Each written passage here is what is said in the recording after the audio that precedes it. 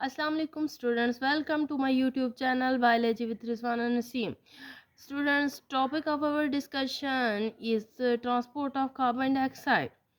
सो कल के लेक्चर में हम लोगों ने डिस्कस किया था ट्रांसपोर्ट ऑफ ऑक्सीजन और आज इंशाल्लाह हम डिस्कस करेंगे ट्रांसपोर्ट ऑफ कार्बन डाइऑक्साइड। बच्चे जिस तरह हम लोगों ने पढ़ा था ऑक्सीजन दो मेथड हैं उसके ट्रांसपोर्ट होने के, लेकिन जो कार्बन डाइऑक्साइड है वो हमारे पास थ्री मेथड्स हैं हमारे पास जिसके थ्रू कार्बन डाइऑक्साइड ट्रांसपोर्ट होती है। ठीक है, तो फर्स्ट जो मेथड है वो क्या है, डिज़ोल्व इन प्लाज्मा। तो जो as compare to oxygen carbon dioxide more soluble होती है प्लाज्मा में और ये in the form of bubbles plasma में ट्रांसपोर्ट होती है अबाउट 7%। ठीक है, फिर आ जाते हैं हमारे पास दूसरा way as a carbo oxy haemoglobin.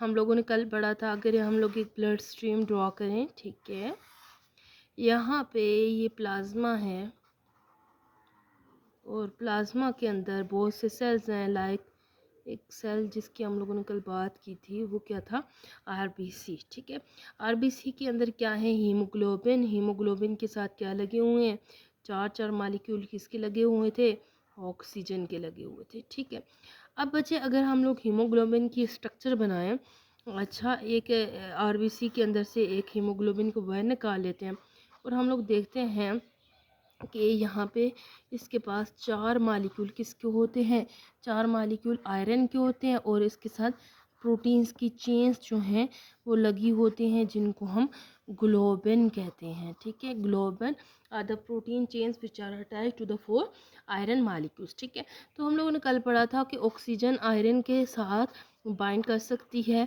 ठीक है, तो चार मालिक्यूल हर हीमोग्लोबिन में जो है ऑक्सीजन के वो आयरन के साथ अटैच होते हैं। ठीक है, अब अगर हम लोग कार्बन डाइऑक्साइड की बात करें कि carbon dioxide as a carbo oxy haemoglobin कैसे ट्रांसपोर्ट होगी, लाइक कार्बन डाइऑक्साइड किस तरह से हीमोग्लोबिन के साथ अटैच होकर ट्रांसपोर्ट होगी, तो वो कार्बन डाइऑक्साइड हमेशा ग्लोबिन पार्ट के साथ अटैच होगी। किधर अटैच होगी, ग्लोबिन के साथ अटैच होगी।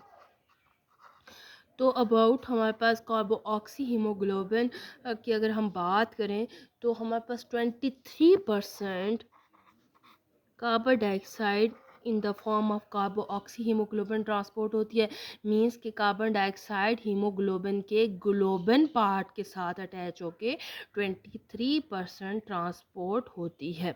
अब आ जाती है लास्ट जो मेथड है जिसके थ्रू कार्बन डाइऑक्साइड की ट्रांसपोर्ट हो सकती है, that is the bicarbonate ion. ठीक है, क्या, बाई कार्बोनेट आयन।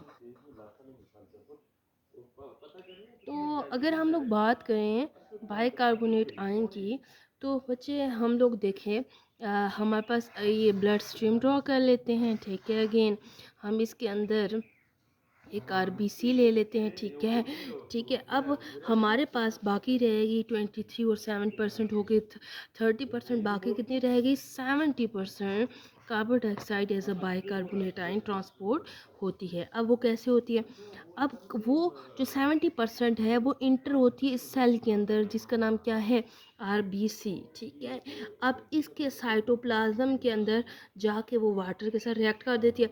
मैं एक आरबीसी यहाँ पे ड्रॉ कर रही हूँ ताकि आपको बहुत क्लियरली समझा सकूँ। ठीक है, मैंने एक बड़ा सारा आरबीसी ड्रॉ कर लेना है। ठीक है, ताकि मैं आपको सही से समझा सकूँ।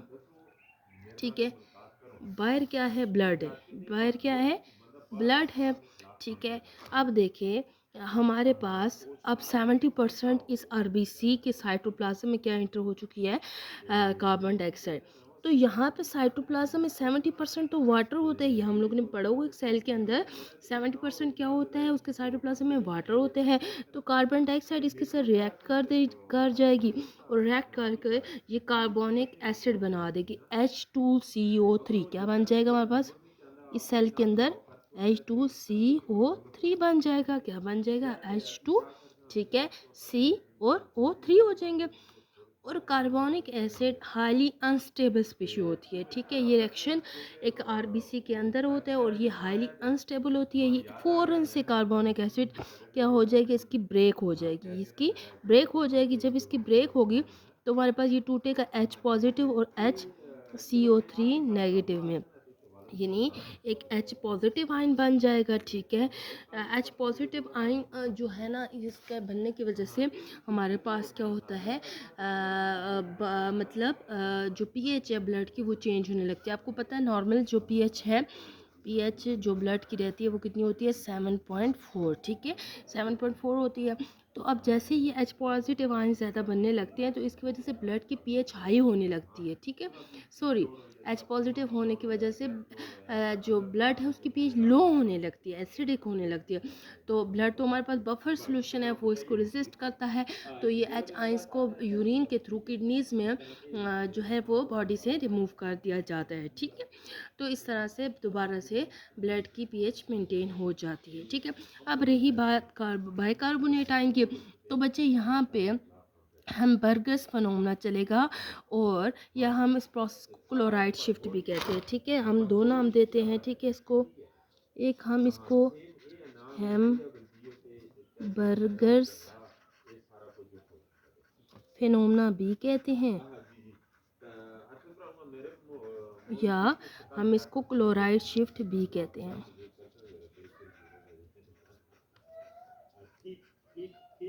ठीक है। ये हमबर्गर्स एक साइंटिस्ट ने जिसने क्लोराइड शिफ्ट के फिनोमेना को डिस्कवर किया था, that's why this phenomena is known as Hamburger's phenomena. इसमें अब क्या होगा कि बाहर जो प्लाज्मा पड़ा है, ठीक है, प्लाज्मा है, ये ब्लड है, इससे क्लोराइड आयन अंदर शिफ्ट होगा और ये बाइकार्बोनेट आयन बाहर शिफ्ट हो जाएगा। तो इस तरह से हमारे पास जो है carbon dioxide as a bicarbonate ion जो है प्लाज्मा में इस ब्लड वेसल के अंदर ट्रैवल करती हुई जाएगी, ठीक है। इसके साथ हमारा लेक्चर ख़त्म हुआ। बच्चे, आई होप कि आप सबको मेरा लेक्चर समझ आया होगा। मैं कोशिश करती हूँ कि बहुत इजी वर्डिंग यूज़ करूँ ताकि सब बच्चे बहुत अच्छे कॉन्सेप्ट बहुत ईजी लैंग्वेज में समझ सकें। इसके साथ मेरी आप सबसे गुजारिश है कि मेरे चैनल को लाइक और सब्सक्राइब करें। मैं इंशाल्लाह फर्स्ट ईयर सेकेंड ईयर की कंप्लीट बायोलॉजी आपको इस चैनल पे पढ़ाऊँगी, और आप पूरा सिलेबस मेरे साथ पढ़ने के लिए इस चैनल पे मेरे साथ रहें और रोज़ाना मेरी वीडियोस से मुस्तफ़ीद हो सकें। ओके, थैंक यू, अल्लाह हाफ़िज़।